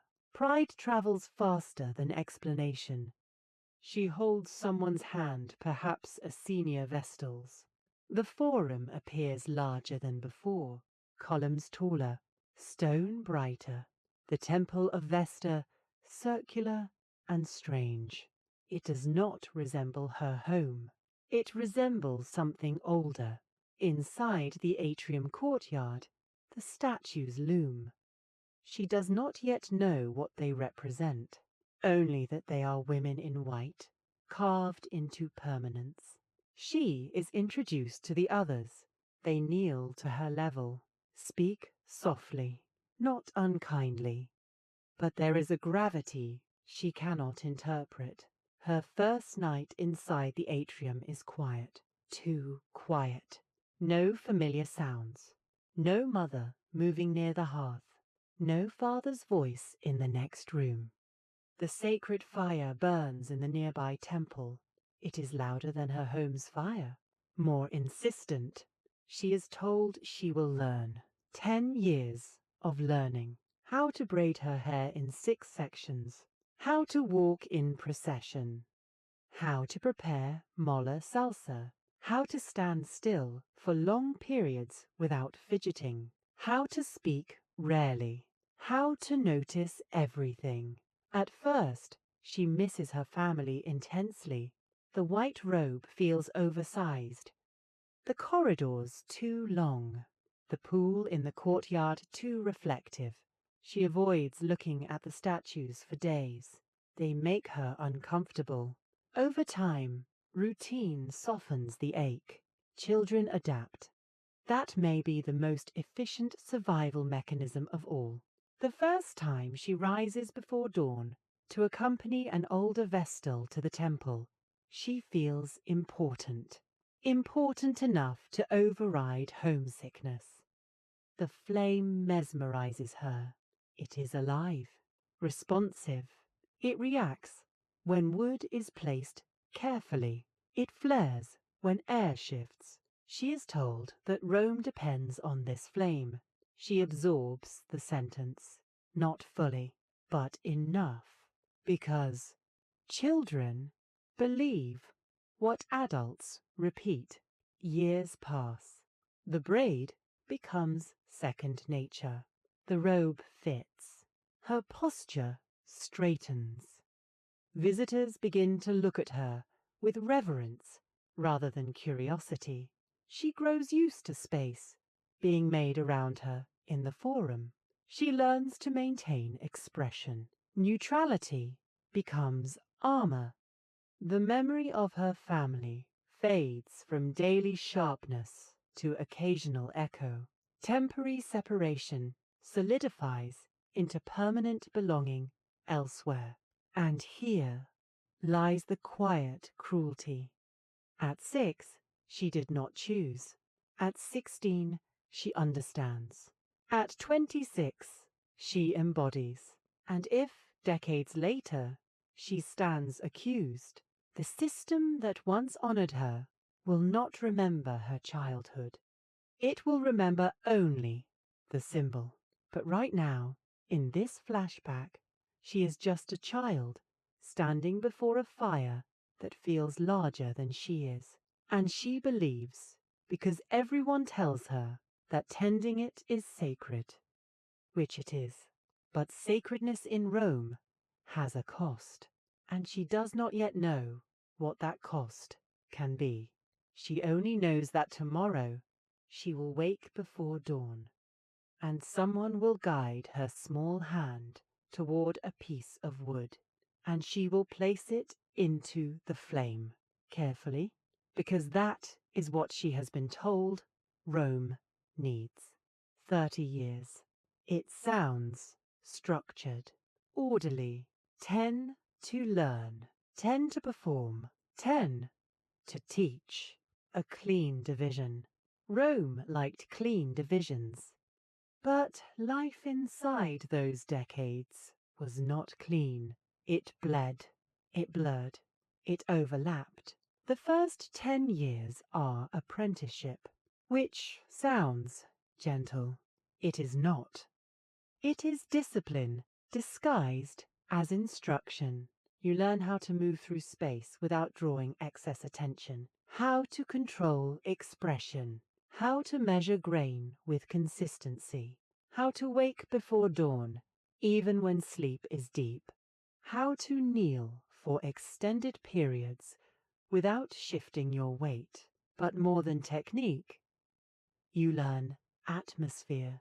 You absorb the invisible pressure of representing Rome. You learn that people watch, even when they pretend not to. You learn that a careless glance can be interpreted. That laughter at the wrong moment lingers in memory. You are trained in stillness, and stillness becomes a kind of power, but also confinement. During these years, your peers outside the atrium begin to marry. They attend wedding feasts. They bear children. Their lives accelerate into domestic complexity. Yours moves in ritual circles, circular temple, circular courtyard, circular routines. The world beyond feels linear. Marriage, children, inheritance. The atrium feels cyclical. Wake, fire, grain, procession, sleep. The second 10 years are full service. This is where authority begins. You are no longer the smallest figure in white. You supervise younger Vestals. You oversee preparation. You attend ceremonies as a full participant. Your presence carries weight now. When you enter a space, people notice not just the robe, but the experience behind it. These are often the most balanced years. You are old enough to understand the system, young enough to still believe in it. You have internalized the logic. Rome survives because we maintain the flame. Rome is stable because we remain intact. It feels coherent. There is a kind of satisfaction in coherence. But cracks appear. You see accusations unfold. You witness how rumor spreads. You observe how quickly honor can shift to suspicion. You learn that the flame's steadiness does not guarantee personal safety. That realization changes something inside you. Not rebellion, but realism. You begin to understand that you are part of a machine. A sacred machine, but a machine nonetheless. The third 10 years are mentorship. And here, time feels different. You watch 6-year-olds enter the atrium with wide eyes. You recognize the mixture of pride and confusion. You kneel to their level. You speak gently because you remember, but you also know what they do not. You know that 30 years is not temporary, not in lived experience. 30 years reshapes identity. You train them carefully. You correct posture. You teach precision. But sometimes, perhaps, in private moments you hesitate. When explaining the consequences of impurity, when describing the vow, because you have seen how final it can be. You teach them to love the flame, but you cannot promise it will protect them. That is the quiet paradox of the final decade. You are both guardian and witness. Now here is the strange question. What happens at the end? After 30 years, a Vestal may leave. She may marry. She may re-enter ordinary society. In theory. In practice, few did. Imagine stepping out after 3 decades. You entered as a child. You leave as a woman nearing 40. The city has changed. Emperors have come and gone. Families you once knew have aged. Your peers are grandmothers. You are legally free to marry. But emotionally, where do you belong? You have spent 30 years as Rome's daughter, as Rome's symbol. Marriage requires intimacy, partnership, shared vulnerability. The atrium trained you in composure. Some former Vestals did marry. Some reportedly lived well, others struggled, because identity, once fused with ritual, is difficult to detach. The system assumed reintegration was simple: temporary service, permanent honor. But identity is not so modular. Rome treated the 30 years as a contract, but the human mind experiences it as a lifetime. And here is the deeper irony.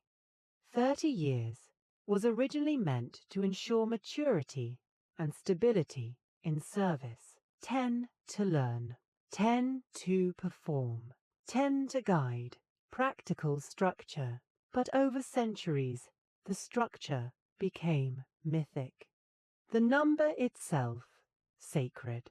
No one questioned whether it still made sense.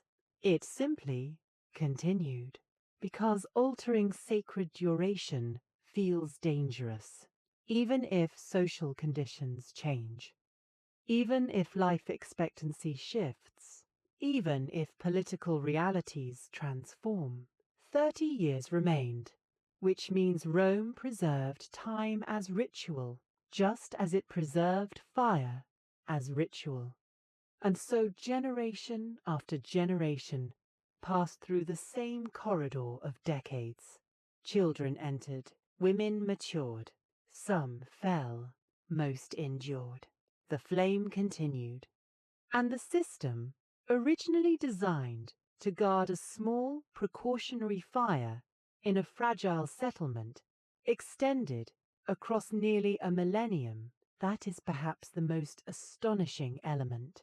Not the punishment, not the politics, but the endurance of a schedule, 30 years at a time, repeated again and again, because Rome believed that if someone somewhere committed to 30 years of steadiness, the city could survive its storms.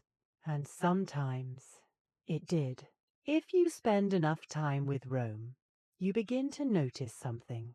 They did not trust improvisation for long. They would improvise in crisis, absolutely.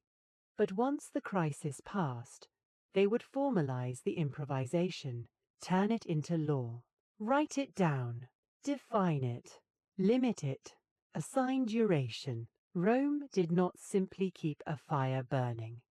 It wrote procedures about how to keep it burning, what wood to use, when to renew it, who could approach, who could not, how to dispose of ash, how to braid hair while tending it. It is almost obsessive. But obsession often grows from insecurity. Early Rome was not guaranteed survival. It was one settlement among many, surrounded by rivals, dependent on alliances, threatened by invasion. When you live in that kind of uncertainty, you crave predictability. So you ritualize, you measure, you assign, you count. 30 years, 6 vestals, 10 years each phase. Specific braids, specific garments, specific penalties. Structure becomes psychological insulation. If everything is defined, perhaps nothing collapses. The Vestals were a product of this mindset. Their legal independence was not a philosophical revolution. It was a structural necessity. If they belonged to fathers, they would belong to households. If they belonged to households, the fire would belong to households. So Rome removed ambiguity, removed paternal authority, removed marital potential, removed inheritance complications. Neat, contained, defined. Rome did this repeatedly across its institutions. Temporary dictatorships became legally bounded offices with strict time limits. Military commands became formal magistracies. Emergency powers became scheduled responsibilities. Even the calendar was regulated. Days labelled fasti or nefasti, permissible or forbidden for business. Order imposed on time itself, and in the middle of that ordered time burned the sacred flame, which followed its own schedule. Annual renewal on March 1st, festival access in June, nightly tending, morning inspection, a city mapping cosmic stability onto daily habit. It sounds rigid, and it was. But rigidity has advantages. For centuries, Rome endured political shocks that might have shattered looser societies because institutions were layered, structured, reinforced. But rigidity also has fragility. When belief shifts, rigid systems struggle to bend. The Vestals existed inside that tension. Their 30-year cycle assumed that Rome's religious framework would remain intact. Their punishment structure assumed universal agreement about sacred purity. Their privileges assumed broad reverence. When Christianity redefined sacred authority, the rigidity worked against them. There was no easy way to reinterpret the Vestals within the new order. They were too precisely defined, too anchored in the old logic. Ironically, their strength became their weakness. Rome's legalism, which once protected them, left little room for adaptation. And that tells you something profound about Roman psychology. They believed that naming a system precisely made it permanent. Define the rules, specify the duration, clarify the penalty, and you have created stability. But permanence does not arise from precision alone. It arises from shared belief, and belief is fluid. The Vestals were built on shared belief. For centuries, that belief held, then it thinned, and the rules remained.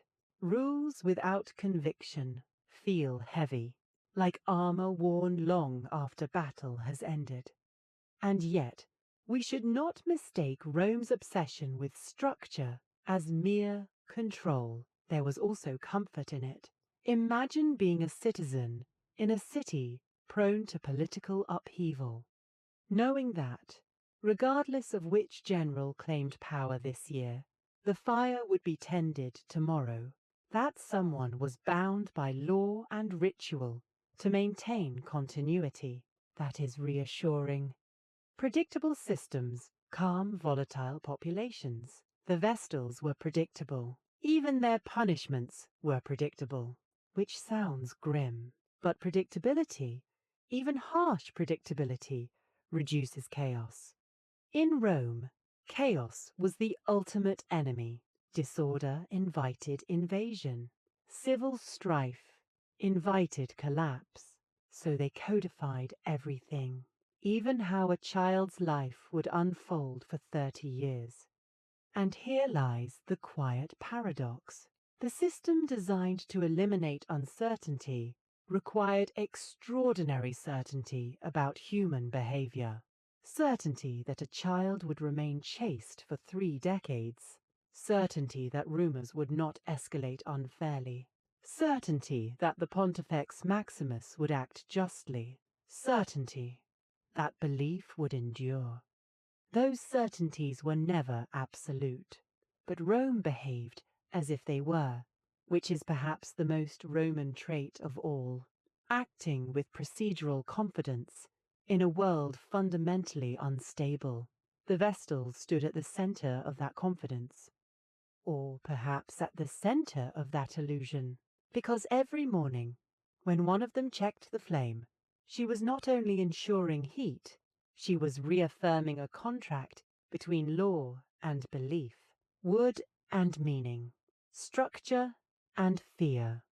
And for nearly 1,000 years, that contract held. Not because the rules were flawless, but because enough people believed they mattered.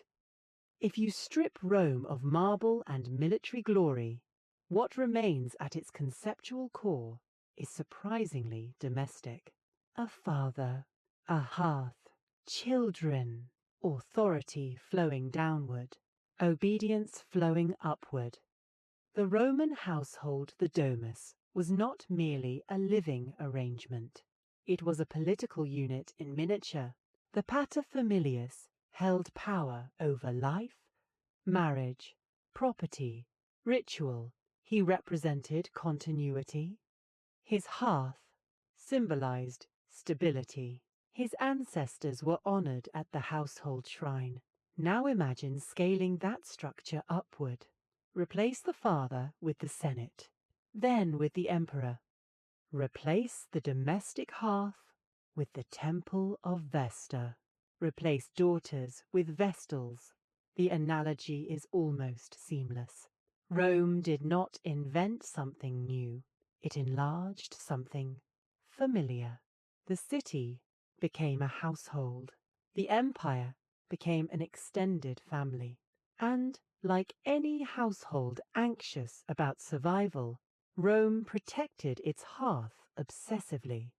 In a normal Roman home, the hearth was tended daily, offerings made, food prepared, ancestral spirits acknowledged. It was intimate, personal. If the hearth went cold, the family suffered. So when Rome established a public hearth, it extended that logic. If the state's hearth goes cold, the state suffers. The Vestals were, in effect, Rome's ceremonial daughters, removed from private fathers to belong to the collective father, which is why their legal independence mattered. They could not belong to one man. They belonged to the city. But belonging to the city is not the same as belonging to oneself. In the household, daughters were under paternal authority. In the state household, Vestals were under ritual authority. Different scale, same structure. This explains the severity of their punishment. If a daughter in a Roman household behaved in a way that threatened family honor, the consequences could be severe. Honor and stability intertwined. Now amplify that to the scale of the empire. If a Vestal violated her vow, it was not private dishonor. It was symbolic disorder in the household of Rome. The burial alive becomes less theatrical and more structural. The household removes the element that threatens cohesion. Cold logic, domestic logic magnified. And yet, there is an inversion here. In most Roman households, women were subordinate. In the state household, the Vestals occupied a paradoxical position. They were daughters, yes, but they were also guardians of the hearth. In a domestic setting, tending the hearth was a wife's or daughter's role. In the public sphere, it became a role with legal autonomy and prestige. Rome elevated a domestic task into a civic one. Cooking's distant cousin became sacred continuity. Grinding grain became political infrastructure. It's almost tender. An empire resting on something so fundamentally household in origin, but scale changes meaning. In a home, a daughter tending fire is invisible labor. In Rome, a Vestal tending fire becomes visible reassurance, which suggests something subtle. Rome understood that stability begins in ordinary habits. It trusted repetition. It trusted ritualized domesticity. It believed that if the public sphere mirrored the structure of the home, order would follow. This is also why the emperor eventually adopted titles like Pater Patriae, Father of the Fatherland. The metaphor was not decorative, it was functional. Rome thought in familial hierarchies, and the Vestals were the pure daughters of that imagined household. Yet here is the fracture. In a normal family, daughters eventually marry. They move. They form new households. The Roman system depends on circulation of women through marriage alliances. The Vestals break that pattern. They remain fixed, permanent daughters, frozen in role. Which means Rome created a household that never allowed certain children to grow into adulthood in the usual way. Their 30 years suspend the natural rhythm of domestic life. It is as if the city said, "We need some daughters who never leave," because departure introduces uncertainty. Marriage introduces alliance. Alliance introduces complication. Better to isolate a few and make them perpetual guardians. Temporary removal. Permanent function. Now imagine this household growing too large, expanding across provinces, adopting foreign gods, integrating new cultures. The metaphor strains. A household works best at manageable size. An empire stretching from Britain to Syria cannot truly operate like a family, but Rome kept pretending it could, and the Vestals became part of that pretense. They symbolized the simplicity of a hearth in a system that had become complex beyond measure. As Christianity rose, it offered a different metaphor. Not empire as household, but church as body. Believers as siblings. God as father. The language shifted. The metaphor changed. And when metaphors change, institutions tied to old metaphors weaken. The Vestals were daughters of Rome's household. When Rome reimagined itself, the daughters had no role. The hearth no longer defined belonging. Faith did, and faith did not require a public fire. Which is perhaps why the Temple of Vesta feels so poignant in retrospect.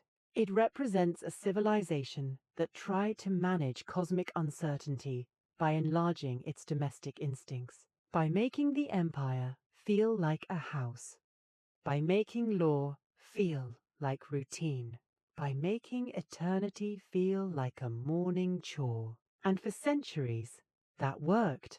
Not perfectly, but convincingly. The Vestals were not mystical anomalies.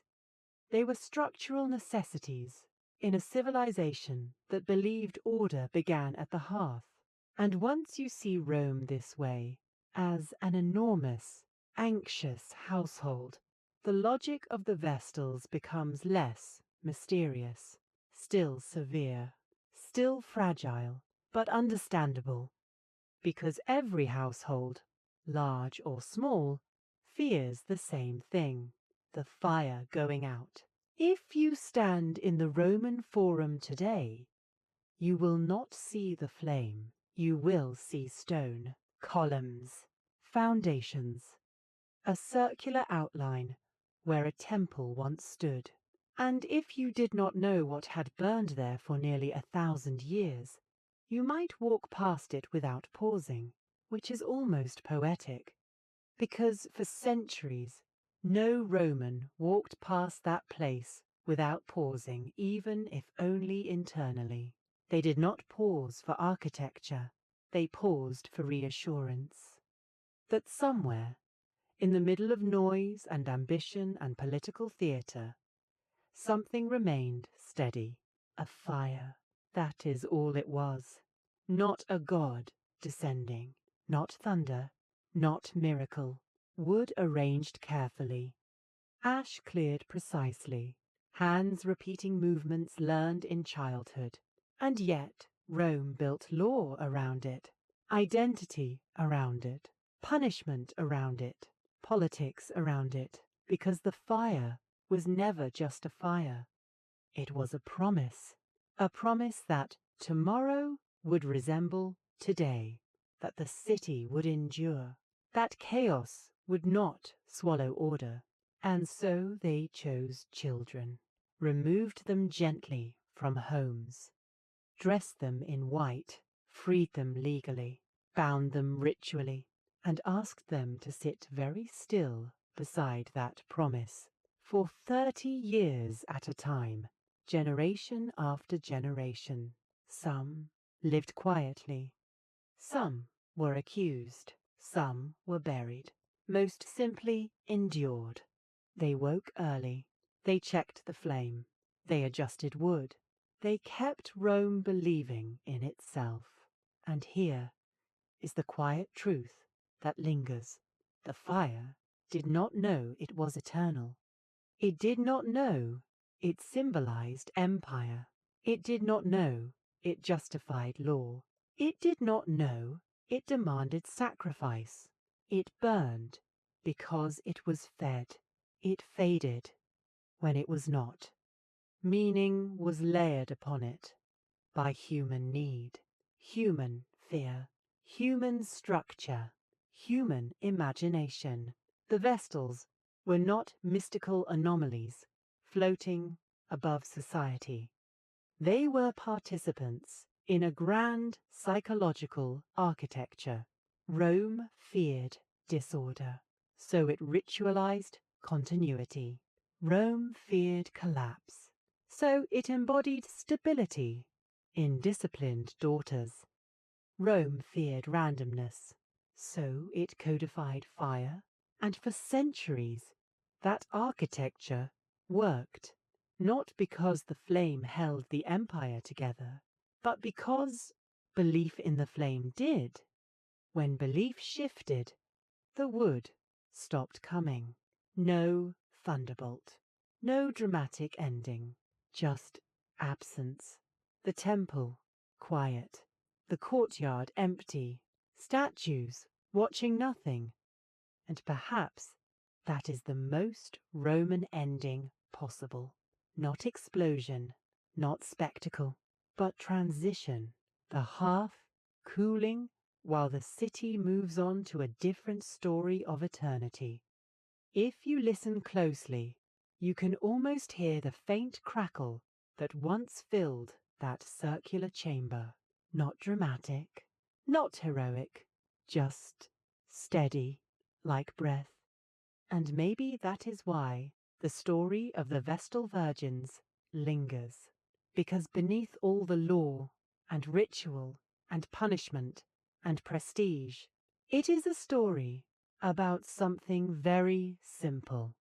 A civilization trying to make permanence out of repetition, trying to turn daily habit into cosmic guarantee, trying to hold back uncertainty with careful hands and measured wood, and for nearly 1,000 years. 6 women at a time did exactly that. They rose before dawn. They knelt before a flame. They adjusted it slightly, and Rome slept, confident that someone, somewhere, was awake, tending the fire.